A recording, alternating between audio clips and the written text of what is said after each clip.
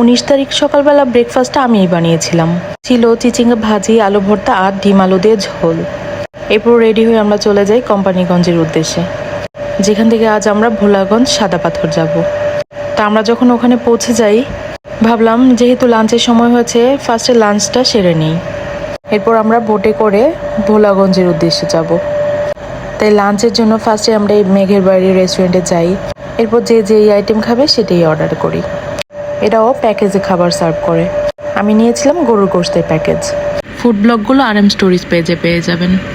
এই তো আমরা ভোলাগঞ্জ সাদা পাথরের উদ্দেশ্যে এখন রওনা হব। এর জন্য ফার্স্টে একটা টিকিট কেটে নিতে হয়। 800 টাকার একটা ফিক্সড অ্যামাউন্ট। ফিক্সড হওয়াতে ঠকে যাওয়ার কোনো চান্স নেই। প্রতি বোটের জন্য অ্যামাউন্ট ফিক্সড করা। জাফলং আমাদের কাছ থেকে প্রচুর অ্যামাউন্ট নিয়েছিল, যা ভোলাগঞ্জ সাদা পাথর আসার পর বুঝতে পারলাম।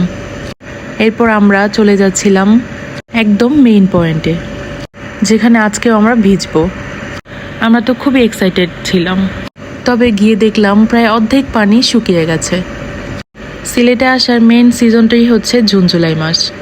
তখন প্রচুর পরিমাণে বৃষ্টি হয় আর এখানকার প্রাকৃতিক দৃশ্য সবাইকে মুগ্ধ করে তোলে। আমরা শুধু হাঁটছিলাম আর হাঁটছিলাম। বালি আর বালি ছিল, আর রাস্তার দুই সাইডে এরকম দোকান বসেছে। এই দোকানগুলো যখন পানি ভরপুর থাকে তখন থাকে না। প্রচণ্ড রোদ ছিল, আর দূর থেকে ইন্ডিয়ার বাড়িগুলো দেখা যাচ্ছিল। এরপর আমরা ফাইনালি চলেই গেলাম। পানিগুলো একদম স্বচ্ছ নীল ছিল, আমার কাছে তো খুব ভালো লাগছিল। অনেকটা এনজয় করে আবার ব্যাক করলাম। সন্ধে হলেই বিজিবিটা এরকম লাইট অন করে দেয়, যেখানে ইন্ডিয়ার বাংলাদেশের বর্ডার বোঝা যায়। এরপর গাড়িতে বসে টুকটাক খাবার খাচ্ছিলাম। এরপর রাতে বাসায় ফিরে কাইকা মাছ ভুনা আর বোয়াল মাছ ভুনা খেলাম। এরপর 20 তারিখ সকালবেলা আমরা বাইরে ব্রেকফাস্ট করলাম। আমি বিফ তেহারি খেয়েছিলাম আর লাম নিয়েছিল মোরগ পোলাও।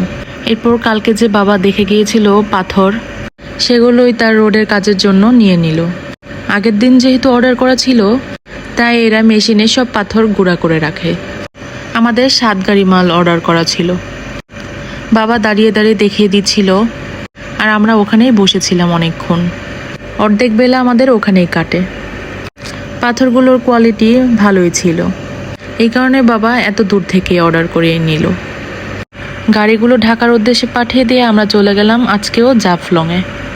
আজকে আমরা অন্য সাইডে গিয়েছিলাম, যেহেতু আজকে আমরা জাস্ট শপিং করতে এসেছি। দুই সাইডে এটা একদম মেলার মতো মার্কেট বসে। ইন্ডিয়া থেকে শুরু করে সকল ধরনের সকল দেশীয় প্রোডাক্ট এখানে পাওয়া যায়, তাও আবার রিজনেবল প্রাইসে। ইন্ডিয়ার বাড়িগুলো দেখে আমার কাছে কেমন জানি খুব ভালো লাগছিল।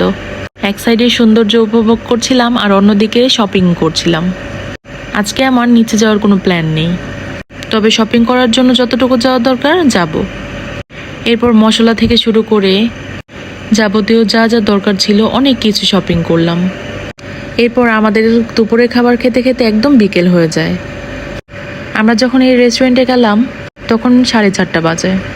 জাফলং এই রেস্টুরেন্টটা নাকি খুবই ফেমাস। আমরা এখানে অনেক মজার মজার খাবার ট্রাই করেছি। খাবারগুলো খেতে খুবই টেস্টি ছিল, বিশেষ করে চিংড়ি ভর্তাটা। এরপর এখানে আমাদের বেশ কিছুক্ষণ কেটে যায়। এরপর আমরা বাসায় যখন ব্যাক করছিলাম, আমাদের কিছু সবজি শেষ হয়ে গিয়েছিল, তাই বাবা সবজি কিনতে গিয়েছিল। আর আমি নেমে এই গুঁড়া মাছগুলো দেখছিলাম। লোকটা বলছিল একদম ফ্রেশ, তবে আমার কাছে একটুও ফ্রেশ লাগেনি। যাই হোক, তবে সিলেটের মাছ কিন্তু খুবই মজা। এই তো টুকিটাকি কিছু কসমেটিক্স আইটেম কিনেছিলাম, সব গুছিয়ে রাখছিলাম যেহেতু আমাদের যাবার দিন চলে এসেছে। এগুলো তো জাস্ট এক অংশ, আরও অনেক অনেক কসমেটিক্স কেনা হয়েছে, তবে ওগুলোর ক্লিপ আর আমি তেমন করে নিইনি। দেখছিলাম ফ্রিজে কি কি আছে, কারণ আর 3-4 দিন পরে আমরা চলে যাব এখান থেকে। বাবা বেশি করে মাছ কিনে রাখছিল যেন এগুলো আমরা ঢাকা নিয়ে আসতে পারি, আর বেশিরভাগ তো খাওয়াই হয়ে যাচ্ছিল। সিলেটে এই লেবুটা খুবই দেখলাম চাহিদা, সবাই কিনছে, তাই ভাবলাম আমরাও একটা কিনে নেই। খেতে কিছুটা মিষ্টি, তবে আমার কাছে খেতে ভালোই লেগেছে মোটামুটি। আর টুকটাক কিছু সবজি ছিল, তাই ভাবলাম রাতে খিচুড়ি রান্না করি। যেহেতু আমরা লাঞ্চ করেছি সন্ধেবেলা, তাই রাতে সবাই হালকা খাবারই খেলো, ব্রেড দিয়ে এগ পোচ। পাশে থেকেও আন্টি তরকারি দিয়ে গেছিল, সব পেয়ে যাবেন আমার RM স্টোরিজ পেজে। এরপর দিন সকালবেলা আম্মু টমেটো দিয়ে কি যেন একটা মাছ রান্না করে, আর ছিল ডাল ভর্তা, আলু ভর্তা। এরপর দুপুরবেলা অনেক কিছুর আয়োজন করে, সিম দিয়ে কি যেন একটা মাছ রান্না করেছে, এক্সট্রিমলি সরি আমি নামটা বলতে পারলাম না। এরপর ছিল দেশি মুরগি ভুনা, সিলেটের তাও আবার পাহাড়ি মুরগি, তো খেতে বেশ টেস্টি হয়েছিল। আর ছিল আমার সবচেয়ে পছন্দের মাছ, কই মাছ ভুনা। এরপর একটু পাশে পাশে গিয়েছিলাম, চা আর বিস্কিট খেলাম, আর নিচ থেকে কিছু চিপস কিনে নিয়ে আসলাম। সেদিন ছিল 21 তারিখ, আমরা আর কোথাও বের হইনি, তাই পাশে পাশে আন্টিরা বললো একটু ঘুরে আসি, তাই সবাই মিলে চলে গেলাম ধোপা দিঘির পার। সিলেটে নাকি এই জায়গাটা খুবই ফেমাস, চারদিকে এরকম নীল লাইট জ্বলছিল। আমার কাছে না পরিবেশটা খুবই ভালো লেগেছে।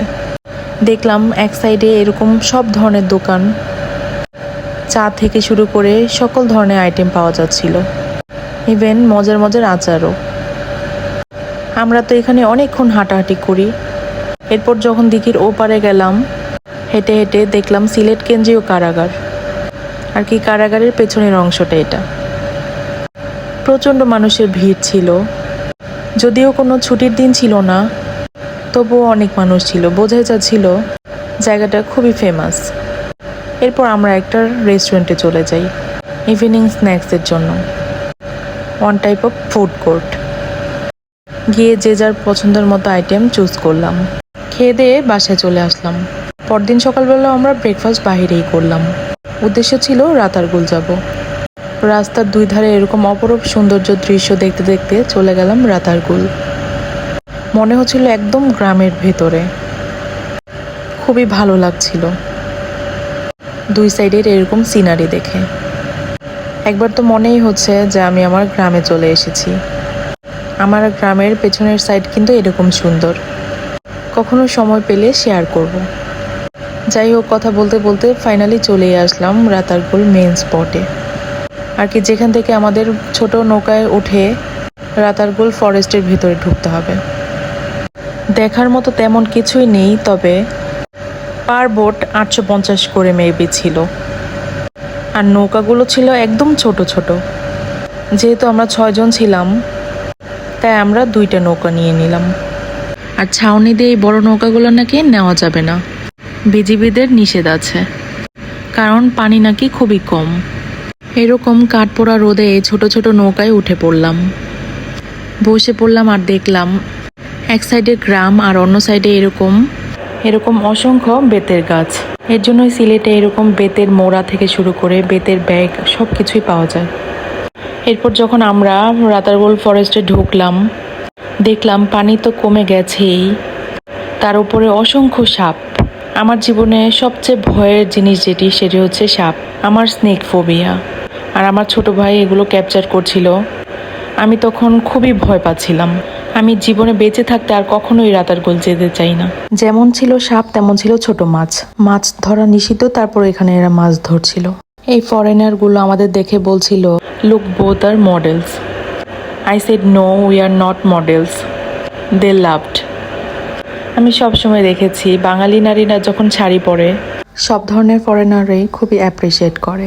কার কেমন লাগে জানি না, তবে যখন বলে বাঙালি, আমার কাছে অন্যরকম একটা প্রাউড ফিল হয়। তাই তো সবাই বলে বাঙালি নারী শাড়িতেই সুন্দর।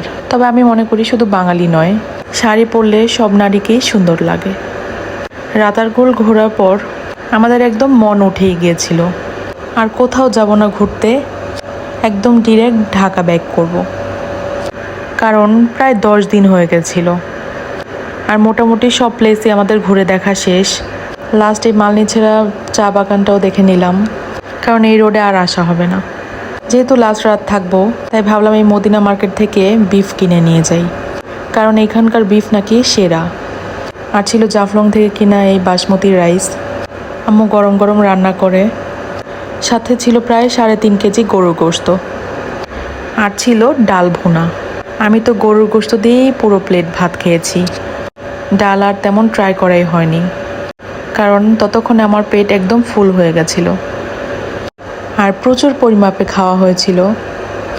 আপনারা আমার প্লেট দেখলেই বুঝতে পারবেন কী পরিমাণে ভাত আর গরুর গোশত আমি খেয়েছি। ভিডিওটা আমি শেয়ার করতে চাইনি, তবুও শেয়ার করলাম। আর পাশের পাশের আন্টি আবার আমাদের লাউ তরকারি দিয়ে গেছিলো ছোট চিংড়ি মাছ দিয়ে, তবে আমরা আর ওইটা খাইনি। এরপর সব গোছাচ্ছিলাম, পরদিন সকালবেলা বের হয়ে যাব, যার জন্য আমি নিচ থেকে কিছু চিপস আর কুকিজ কিনে নিয়ে আসি, কারণ গাড়িতে বসে না হলে আমার আবার বোরিং লাগে। খুব সকালে ঘুম থেকে উঠে আন্টির লাউ তরকারি দিয়ে ভাত খেয়ে নিলাম আর রেডি হয়ে চলে যাচ্ছিলাম ঢাকার উদ্দেশ্যে।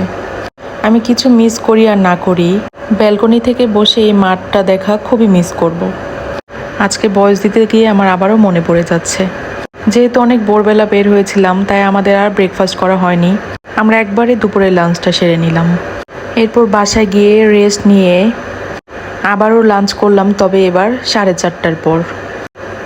মাগরিবের আজান দিয়ে দিয়েছিল তখন। আম্মু অনেক আইটেম রান্না করেছিল। স্টার্টারে ছিল ডিম ভাজি। ডিম ভাজি দিয়ে খাওয়ার পর ট্রাই করেছিলাম পাঁচমিশালি মাছ, আর ছিল লাউ চিংড়ি। লাউ কিন্তু সিলেট থেকে কেনা ছিল, আর চিংড়িও। যাই হোক, আমার এবার লং ট্যুরের ব্লগটা এখানে আমি শেষ করছি। আশা করি সবাই ধৈর্য নিয়ে এই 12 মিনিটের ব্লগটা দেখবেন। আর সকল ধরনের ফুড ব্লগ কিন্তু পেয়ে যাবেন RM স্টোরিজ পেজে। এবার ট্যুরেও আমরা খুব মজা করেছি। তবে আমরা যদি তখন সুনামগঞ্জ থেকে সরাসরি সিলেট চলে আসতাম, তখন বৃষ্টির কারণে সব কিছুই বেশ এনজয় করতে পারতাম। এবারও ভালো এনজয় করেছি, তবে পানি খুবই কম ছিল, কারণ যখন শীত আসে তখন ঝর্ণার সব পানি শুকিয়ে যায়। তাই আবার কখনো সিলেট আসলে আমরা বর্ষার সিজনে আসব। আমার ট্যুরের ব্লগগুলো আপনাদের কেমন লাগে অবশ্যই আমাকে জানাবেন। বাসায় আসতে না আসতেই আমার হাজব্যান্ডের আবারও পার্সেল চলে আসলো। সে সব সময় কিছু না কিছু অর্ডার করতেই থাকে, আমি তাকে বকছিলাম। সে বলেছে এটাই লাস্ট, আর নাকি অর্ডার করবে না। দেখি এই কমিটমেন্টটা কতদিন রাখতে পারে সে। আমি কিন্তু দিন দিন আবারও ইরেগুলার হয়ে যাচ্ছি ব্লগ দিতে। সবাই আমাকে বেশি বেশি সাপোর্ট করবেন, যার কারণে আমি যেন আগ্রহ নিয়ে ব্লগগুলো করি আর আপনাদেরকে শেয়ার করতে পারি। আমার লাইফস্টাইল, ট্যুর ব্লগ, বাজারের ব্লগ, রান্নার ব্লগ কেমন লাগে অবশ্যই জানাবেন। ভালো থাকবেন সবাই। আল্লাহ হাফেজ।